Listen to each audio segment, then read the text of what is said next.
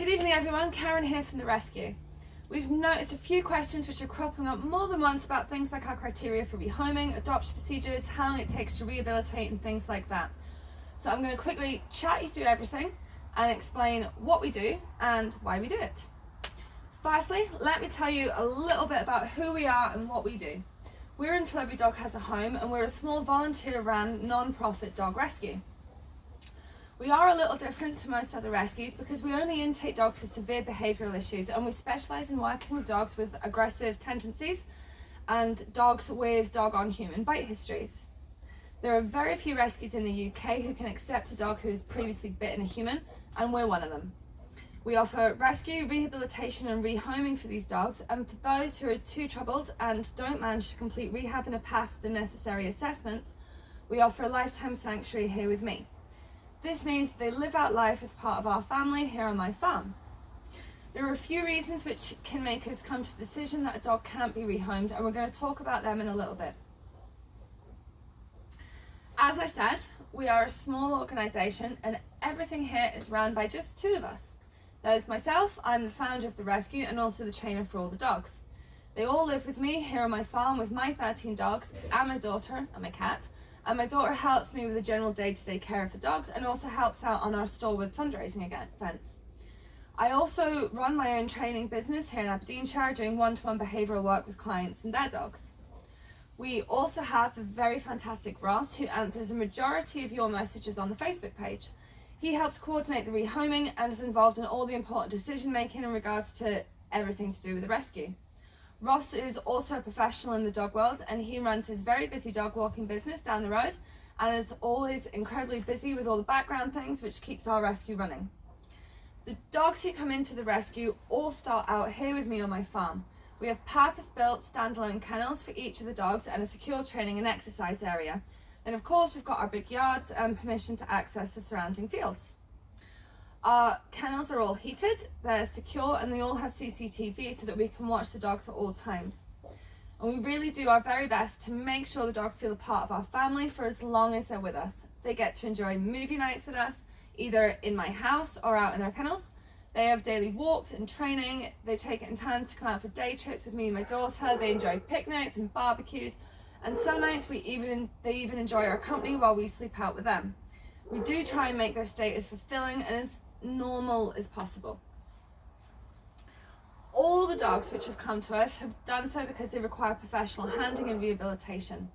Some dogs come to us as owner surrenders who feel out of their depths or unable to cope, and others come to us from other rescues who don't feel like they can provide the dog with what they need, either by way of accommodation, handling, training, or because the dog is simply too dangerous to put in a foster home or a public access kennel environment.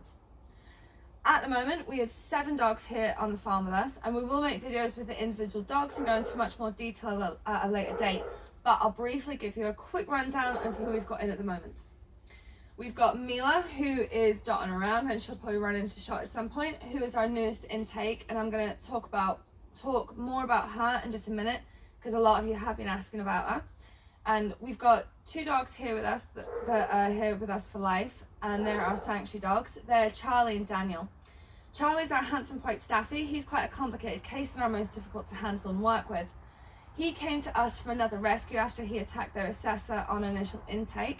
He came to me on an emergency basis and was later surrendered over to us. Daniel's our blonde bombshell. He's a Maremma sheepdog, and we think he's probably mixed with something else. Daniel is completely untrusting of anyone other than his primary carers, and this is partly down to genetics, partly history, and partly breeding.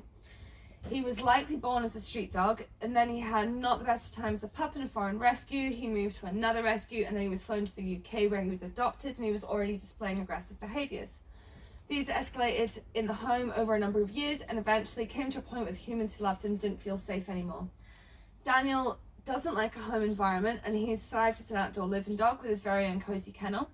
He had clocked up quite the bite history before coming to us, however thankfully has never directed any aggression towards us, and he's happy and carefree here on the farm. We also have Maxie and Peter, who both are still under rehab and assessment. Both of these guys came to us from other rescues who just didn't know what to do with them. Maxie's our only dog with no aggressive tendencies and no bite history. He's a sweet dog, however he just simply isn't suited to a pet dog home. He had bounced around numerous homes and boarding establishments before being surrendered over to us, where he's now doing a lot better with a calm and predictable life here on the farm. Peter was again surrendered to us from another rescue. He had quite the bite history too, and on intake was unable to be handled in any way. We worked really hard with Peter and brought him to a point where he can meet and greet strangers and be handled by strangers. However, on final assessments, we discovered that Peter's issues resurfaced if the primary caregiver, which is me, was removed. We have two gorgeous boys who completed their rehabilitation and passed all their final assessments and are now actively seeking their new homes. We have Bert, the Rhodesian Ridgeback, who came into us with a bite history and escalating behavioural issues. We've done a lot of work with him and he's worked really hard. He sailed through his assessments and he's a different boy to the dog that we first took in. There is a full write-up about him on the page and how to adopt him, but I'll also link it in the comments below. We also have little Oscar, who again came into us with a bite history and escalating behavioural issues. He completed his rehabilitation nearly a year ago and has been actively seeking his home ever since. He's a really fab little dog, and again I'm going to put his link to all his details in the comments below. And that brings us to Mila here. I'm not quite sure if she's in shot. Mila is our newest intake. She's around 7 months old and she's a bull mastiff mix. Mila's issues are pretty severe, so she's likely going to be with us for some time while she works through rehabilitation, and along the way we're going to be continuously assessing her progress in rehoming suitability. At the moment we have no idea when or even if she will be available for rehoming. It's very early days and she has a lot of fears and issues to overcome in order for us to be able to rehome her. Mila has a very strong distrust for humans, which to us presents as a learned distrust. She handles this with aggressive displays, and while she hasn't bitten yet, there is very real potential there for escalation, especially as she matures and gets bigger. It took us a while to settle her into the farm, with her also being really very fearful and anxious in all new environments and situations. She does feel safe and comfortable on the farm now, which is why you see all those fun videos and smiley photos, but that took a lot of work, and any environments out with that comfort zone are too much for Mila to cope with, and the anxiety quickly escalates and presents as aggression to whatever has made her feel uneasy. Vehicles are another huge issue for Mila, and she reacts aggressively towards those. If given the opportunity, she would chase after them on the attack. Dogs is another severe issue. Her aggression, this time not being fear-based, she does enjoy kicking off at dogs, and she does so fiercely and with intent. She does have some old scarring and war wounds, which would indicate to us that she may have been in a fight at some point with another dog. Oh, and I should also have mentioned here that Mila was a puppy farm dog and was on a puppy farm in less than adequate conditions until she was around 4 months old. She was then bought by a wonderful family, and her issues were already apparent at that time, and they continued to escalate despite them calling in professional support. So Mila here has a lot of work to do. She's chomping on an apple just now. We really think that she's a fantastic pup, and we really are hoping that she can overcome her issues, but as I said, for now we don't know if or when she'll be ready for rehoming, so for now we aren't accepting any applications or register of interest for her. That links us nicely into the next topic, which we're asked about a lot and which I'm going to discuss real quick with you: our adoption procedure. Our adoption procedure does differ from other rescues, but it's been developed in this way for a few reasons. Firstly, to ensure that we can make the very best choices in regards to matching dogs with their new families. Secondly, to ensure that the adopter can be really sure that they want to commit to the dog for the rest of its life, and so that the successful applicant can begin building a relationship with the dog to make that transition into a new home as stress-free as possible, and to pass over any training or behavioural support required to ensure that the adopter knows exactly what they're doing and can feel confident in settling their dog into their new home. The dogs which we are rehoming do have bite histories or histories of aggression, and although they're rehabilitated, this is still something which we have to consider. Our dogs also require ongoing behavioural management and training to ensure that they don't relapse and slip back into old habits which they've spent months or even years working to change. We do give full and free behavioural and training support to all our dogs and adopting families for the whole of the dog's life. I'm afraid you can't just rock up and adopt a dog the same day, and meet and greets are by invite only, due to this being a closed site and due to the nature of the dogs who live here, and well, because this is mine and my daughter's home. Every applicant will have to follow the same steps in order to be considered to adopt. We are really proud of our adoption procedure, and it is there to ensure the compatibility, happiness, safety and welfare of not only our dogs, but you, the applicant, and the wider public. So I'm going to talk you through it and explain to you briefly why we have each of these steps in place. Okay, so once a dog is ready for rehoming, we will advertise them on our social media platforms and our website, and you'll see Adopt Me or something to that effect beside their picture. If you'd like to adopt that dog, then the first step is completing a written application. Each of our dogs has a set of criteria which needs met for rehoming, and this gives us basic information to see if you're a potential match. If your application ticks all the boxes, then you'll be invited for an interview, which will be held either over a video call or it may be in person, depending on your location. The reason we hold face-to-face interviews is so that we can go through your application with you, gather more information where we need to, and this is also an opportunity to put a face to paper and get to know you a little better. You'll be asked various questions and you'll be invited to ask us any questions which you have too. During the interview, we'll also discuss your chosen dog in more detail with you, going into the history, medical and all that sort of stuff. After the interview, if we think that you might be a good match, then we'll arrange a home check. This is something which is done by the majority of rescues, and it involves our home checker visiting your home. They will have a form that they need to fill out for us, and we'll have several questions which they'll ask you about your circumstances, family, upcoming commitments and things like that. You'll be required to show the home checker around your home and external areas so that they can assess the suitability of your home for that particular dog. If you pass the home check, then you will next be invited for a meet and greets with your chosen dog. You will need to be able to travel to Aberdeenshire, and you'll have to attend several meets and greets with your dog. Why several meets, we're often asked. One reason is novelty. A lot of dogs can be absolutely fine the first time they meet someone because it's new and it's exciting, but sometimes on that second or third meet, this novelty is worn off and potential issues can be flagged. Identifying potential issues before the dog moves into the new home is essential, and we believe is the key to successful rehoming. We would much rather identify an issue before an incident rather than afterwards. Another reason is that you can get to know the dog and have time in between meets to process.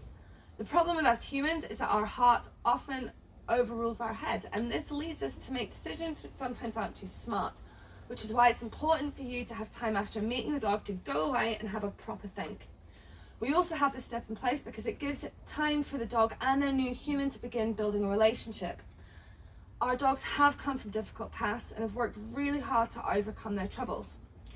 Rehoming is stressful for any dog, but for our dogs, because of their behavioural histories, it's even more important to remove as many stresses from that process as possible. When moving to a new home, the dog already has to get used to a brand new environment, and they may not have lived in a house for many months, if ever. So by already having built that relationship with their new human, this is one massive hurdle which we've removed for them and for you. It is really a lot easier to settle in a dog who has an element of trust in you than a dog who's unsure of you.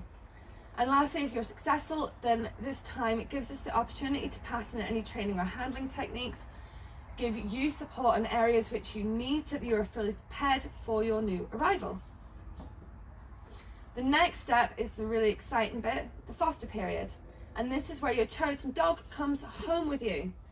During the foster period, you are the dog's carer, however the dog is still under ownership of the rescue. This is kind of like a trial period. It's a minimum of 4 months, but this could be extended for various reasons, such as a doctor illness or the dog having settling issues. During this time, you will be able to return the dog to us at any time if you think that it's not working out, and in the same way, if we're concerned for the safety or welfare of the dog, or we feel that the home isn't working out for any reason, then we reserve the right to remove the dog, and this will be discussed with you. However, that said, all of the above steps we just talked about are in place so that hopefully everyone is 100% certain before the dog leaves the rescue, but there are always unexpected things which can happen, and this is why we've got this safety net in place. After the foster period, if all parties are happy and content, then the adoption paperwork will be signed and the dog becomes a fully fledged member of your family. You'll have to sign all the paperwork and agree to all the terms of adoption. The agreement is then signed by us, the rescue, and ownership of the dog is handed over to you. Your dog will receive lifetime rescue backup, which means that at any point in the dog's life, should you no longer be able to care for them, then the dog is contracted to come right back to us. We also offer full behavioural and training support for the whole of the dog's life. Another thing we're often asked is, how long does rehab take? I mean, how long's a piece of string, right? We simply can't give you a time scale. It takes as long as it takes is the answer. It's not a fast process, and the pace of learning and progress made is dictated by the dog in front of you. Rehabilitation or behaviour modification in a regular home with the dog's regular caregivers can take months, if not years. Behavioural work isn't a quick fix, and there are hundreds of different variables and factors which come into play. So this is the first reason why dogs are with us for so long. Behavioural modification takes time. On top of that, the behaviours which we're trying to change aren't new behaviours which have been developed a week or a month ago, and they aren't at a low level. When the dogs come into us, often they've had these behavioural issues for years, some of them since puppyhood. The behaviours are deep-rooted and well-practiced, which again makes behaviour modification more challenging and a longer process. The next factor which comes into play is decompression. The dogs which we take in are on a normal day-to-day basis already under huge amounts of stress and anxiety. They're already sitting at or above their coping thresholds, which is why they're displaying these aggressive behaviours and issues. And that's before their world is tipped upside down and they're suddenly removed from the people and environment which they know. For a well-balanced rescue dog with no behavioural issues, it can take them 3 months to fully settle into a new environment and feel at ease. For our dogs who are already under massive amounts of stress when they're coming into us, this can take a lot longer and can take up to 6 months for the dog to feel fully at ease.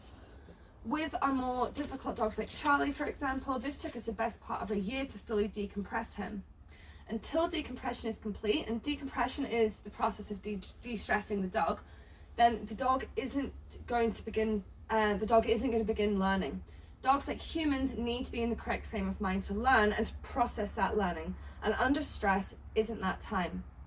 We also have to build a relationship with the dog and gain the dog's trust.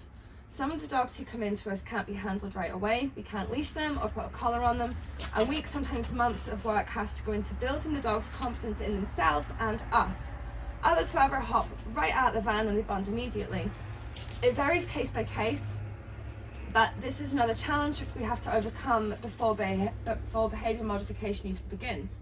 During this time of decompression and trust building, we're assessing the dogs, discovering triggers to their issues, learning what motivates them, what they like, what they don't like, and we're also gathering a full history about the dog, and this can include speaking to other dog professionals which the dog has worked with, such as other trainers, dog walkers, pet sitters and groomers. When we intake a dog, we also ask for a full vet report to be given to us, and we spend a lot of time going through the dog's entire medical history. A huge amount of work goes into the background so that we can piece together the puzzle which the dog presents and begin helping them to overcome all of those challenges. Then a rehabilitation plan is made and basic training along with behaviour mod begins, and we not only have to ensure that the dog is safe and rehabilitated when being handled by us, but we have to ensure that this training is transferable to other handlers, making things that little bit different again to if you'd called a trainer to your home to help. If the primary caregiver or handler becomes the dog's safety net, then the dog can quickly relapse in the new home and when they're away from the caregiver. And this is a problem which Peter is currently working to overcome. So our dogs have that extended training of being handled by other people once, of course, we feel it's safe for them to do so. Once we feel that the dog is ready, then they're put through various assessments which include meeting and being handled by strangers, tactile response, dog and cat assessment, livestock and wildlife, humans including men and women, public assessments, assessments in various environments, general handling, and assessments relating to the dog's individual triggers or behavioural issues which they first presented with. These assessments aren't just one-time events and they're repeated a number of times. Once they've passed all of this, then they're made available for adoption. There's a lot of work for both us and the dogs that goes on to prepare them for rehoming and give them the chance of the life that we believe that they all deserve. For some, rehoming simply isn't possible, which is why we offer lifetime sanctuary. This means that the dog is not rehomed and that they live out life with me and my family where they are happy and they're comfortable.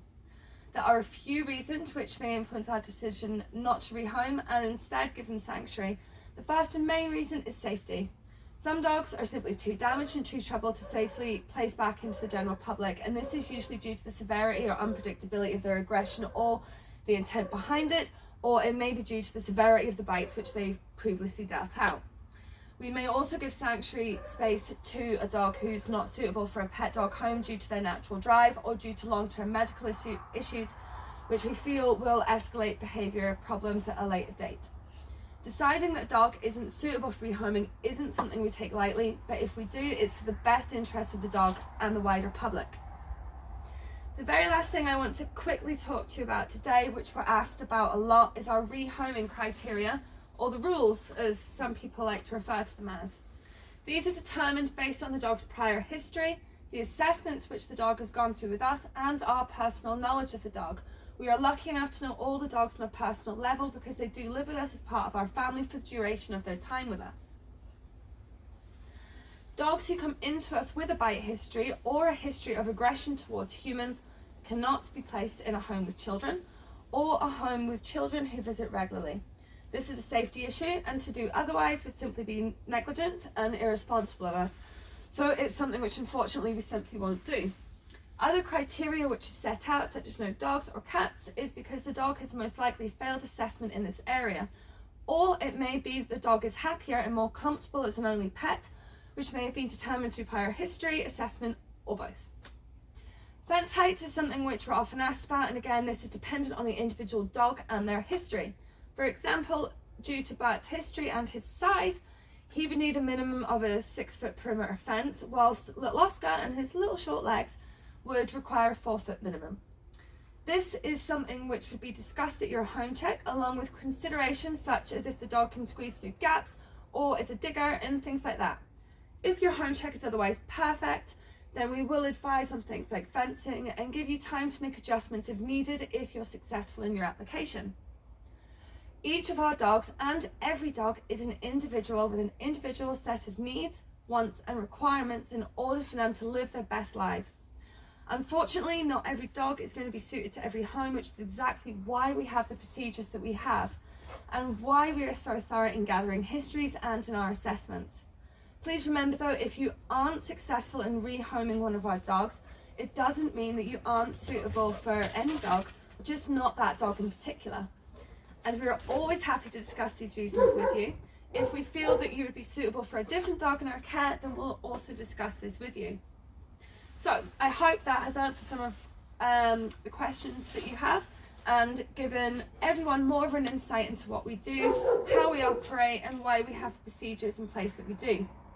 It's feeding time here, so me and Mila are going to jump off now, and we all hope that you have a good evening, and we'll catch you later.